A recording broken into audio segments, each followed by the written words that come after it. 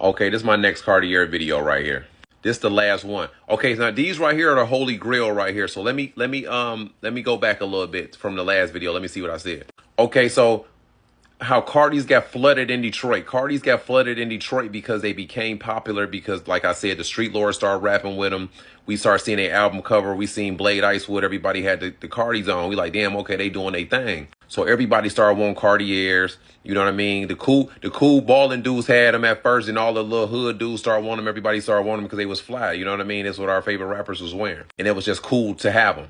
So what happened is, dudes from the hood started going to Southfield Lathrop, snatching them.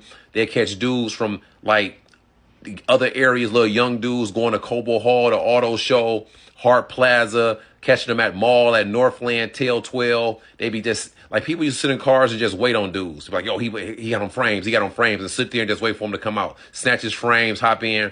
So they became one of the most sought after things in Detroit. So now everybody targeting everybody who got Cartiers on and bringing them to the hood and just selling them 700, 800. So now Detroit is being flooded with Cartiers because people will go out their way all out of the city, wherever they need to go to find a dude with some Cartiers on and catch them slipping.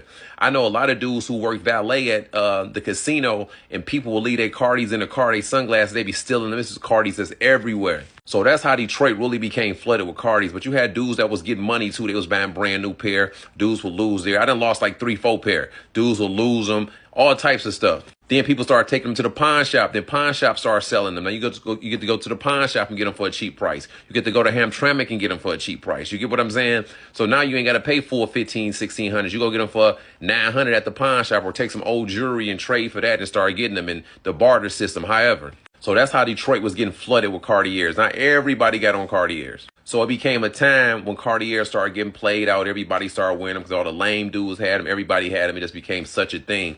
So then, like, Atlanta music started going crazy. So people in Atlanta started wearing them, like Gucci Man, Rocco. They was all wearing the big stunner shade glasses, the big dark glasses with the big Guccis, the big DG on the side. Everybody wanted the big, but Cartier also had some sunglasses, like Ray-Ban type sunglasses. People was wearing them Cartier type things. Then they had Cartier make the ones with the wood on top. People started wearing all different types of other Cardis. You know what I mean? Started leaving off like the regular Cardis, like these, the buffs and all that. But these right here are the holy grail Cardis. You know what I mean? So I'm about to get to this. So people was talking about, so, you know, like buffs became popular. People started getting buffs with people talking about all white buffs. But back in the day, they wasn't all white. They was this color. You see how some are straight, some was curved. Every pair of buffs came different. Like every horn came different. They wasn't manufactured the same. Now every pair of buffs almost look manufactured the same. Back in the day, they was different. They only had like 10, 15 pair a year. Like they really was like buffalo horns. You know what I mean? I think the buffs now are like reindeer antlers. Them reindeer antlers or something, dog. I don't know. It's just too many being manufactured. I don't know. I ain't trying to do whatever. But the reason a lot of people started wearing Cardis is because they were so flooded, they were so overdone. So we went to the sunglass era, but people had the big stunner shades. But also, it was a lot of dudes, when you got dressed up and you wanted to go out and you put your polo on or your suit on or whatever, people still had their Cardis, they wire frames. So back in the day, Cartier made some nice wire frames. They had the ones with the C on the side with the rim around. They was making whole bunch of different type of wire frames. So dudes was really wearing a lot of wires back in the day, because they had the little small C wires, but they had some with the C on the side. They had different type of wires. I forget all the different kind they had, but they had a bunch of different kind, but some look more masculine than others. So dudes still had the stunner shades, but people still wearing the wires. Then it went on. Then Cartier came out with the new ones. It was like, everybody's like, oh, new Cardis out, but they didn't have the rim around them. But what made Cartier special is the rim. The having a rose tinted, seeing that rim, and seeing somebody, you know, you in your car at nighttime, the TV's glaring off your shit, you can see that gold rim around the Cardis. Like, you know, that dude in Belly, when he was smoking a cigar in Belly or whatever, and he was standing in the back, had the Cardis on, the big 55s, you can see that gold rim. That's what made Cardis special. So when they came out with the new ones with no rim around, and people's like, them trash, especially the wood ones, because the wood was like a lighter color, but they was wood with like rimless. They was like trash. Then they came out with the buffs. They was like, okay, now we get the woods, we're going to push the buffs out. Then the all-white buffs came out. And once the all-white buffs came out, the cool dudes still was wearing like the wire frames. You had some dudes that had probably tried to get the new ones, get prescription in there, like playing with them, like, they wasn't hitting like that. Then the song, the Ken song came out, all white Buffies make the hoes wanna fuck me, all white Buffy. So all the young dudes started getting Buffies, and they start bragging about the price. Like, these was $2,700. These was this and that. So now the price point on the new buffs became the point of the reason that people wanted to get them, because they cost so much. And they wasn't bootleg like that. The new buffs wasn't bootlegged yet. So the price point made people start buying them. So people start stunting on other dudes. Like, I got 3,000 on my face. Then people start icing them out. Like, I got 10,000 on my face. So that started making dudes want to get Buffies again, because the song and dudes started icing them out. Then Buffies became back popular again, like a little bit. Like, people start gradually getting back into them. So this became around 2006, 2007.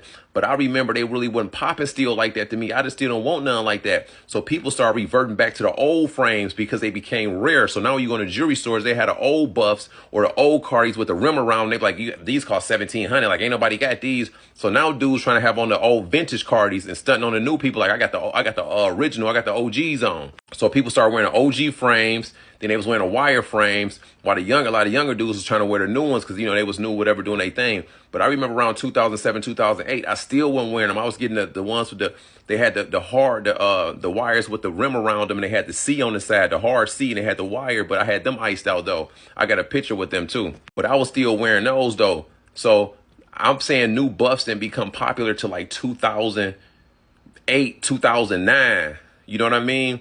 So the Ken song came out. I don't remember what year it was, but I remember I would still be wearing no buffs around that time. It was like for young dudes. You know what I'm saying? They was like YN glasses type shit. So then everybody started getting them because they started getting iced out. So people started wearing them again. The movie Buffed Up came out gradually. Then it became a big thing. Famous people started wearing them, saying like, "This is got my Detroit glasses on." Then it became like a big thing. It just got it got crazy. So this is what I'm saying with the all white Buffies. These right here, this a buffalo horn. So I don't know if the new ones like reindeer antlers or whatever.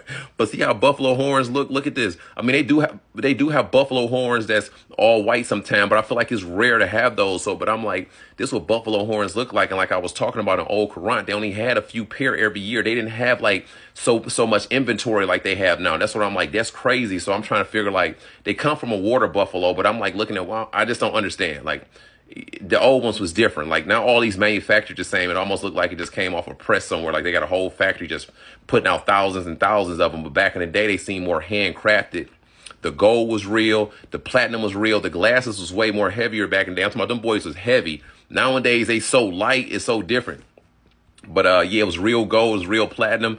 The horns was real, so I'm just thinking it's all just like watered down now. But back in the day, these OGs, they was everything, bro. And sometimes you see, like right here, that top part of this first one, the glasses almost come off as looking green, and some of them had specks in there. And they be like, "Oh, the buffalo was stressed out this day, so it had red specks in and because this shit like part of them, this like veins or something, like they tissue or they bone or something, because you know this ain't shit." Yeah, but it grows out of them though. So however the buffalo feeling like or came up or whatever they come from, they had different colors. So back in the day, it was just more like they was better made, more handcrafted, and they did this better back in the day. So like the new ones I look at, I'm like, eh.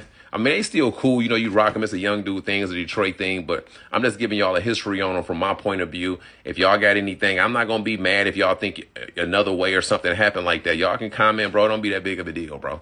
You're like, no, it ain't like that. You ain't got to get mad. But I know my brain is on 100 and I know what I'm talking about. That's all I'm saying. And I'm out, y'all. Yeah, check it out.